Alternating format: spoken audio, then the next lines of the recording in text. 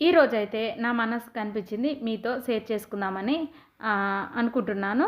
ఇక్కడైతే పిల్లలు స్కూల్‌కి వెళ్ళిన తర్వాత అయితే ఇక్కడ నేను కిచెన్ బండ అయితే మొత్తం క్లీన్ చేస్తున్నానండి. ఇంకా స్టవ్ కూడా క్లీన్ చేసి పెట్టుకుంటాను.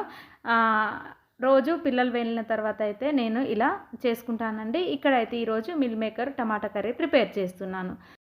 ఇక నేనైతే హోమ్ మేకర్‌ని కాబట్టి ఇంట్లోనే ఉంటాను కాబట్టి ఇక మార్నింగ్ లేచి నుండి ఈవినింగ్ వరకైతే మనం పని చేస్తూ ఉంటాం కదా! అలాగే దీంతో పాటు నేను స్టిచ్చింగ్ కూడా చేస్తానండి. ఇక ఒక్కొక్క రోజైతే నాకు ఏం కుట్టబుద్ధి కానప్పుడైతే అనిపిస్తది. ఇక ఫోను చూసుకుంటూ, టీవీ చూసుకుంటూ కూర్చుంటూ ఉంటానండి.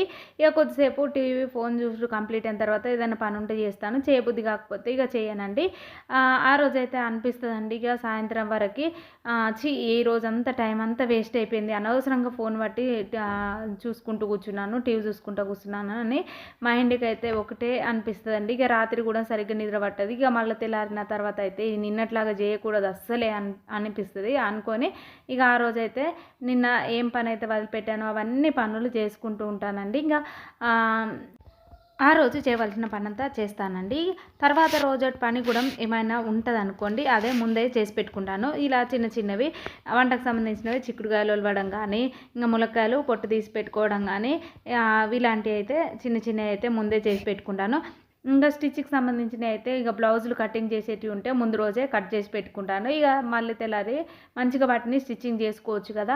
అందుకోసమనే ఇలా కటింగ్ చేసి పెట్టుకుంటాను. ఇక ఒకవేళ మార్నింగ్ చేయాల్సిన పని అయితే రాత్రి పూటనే చేసి పెట్టుకుంటాను. ఇల్లు ఊడవడం అయినా, బోళ్ళు క్లీన్ చేయడం అయినా కానీ ఇవన్నీ చేసి పెట్టుకుంటానండి. ఒకవేళ ఐరన్ చేసేటివి అయినా కానీ టీవీ చూస్తూ ఇక మళ్ళీ ఐరన్ చేసి పెట్టుకుంటానండి. ఇక ఒక్కొక్కసారి అనిపిస్తుంది ఏం పని చేయబుద్ధి కాదు.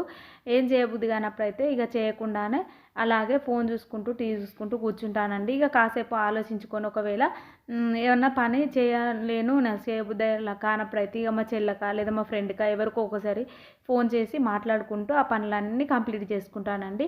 ఇక నా పరిస్థితి అయితే అలా ఉంటుంది. ఇక ఒక్కొక్కసారి ఇక హస్బెండ్ సాయంత్రం ఇంటికి వచ్చినాక అంటారు కదండీ!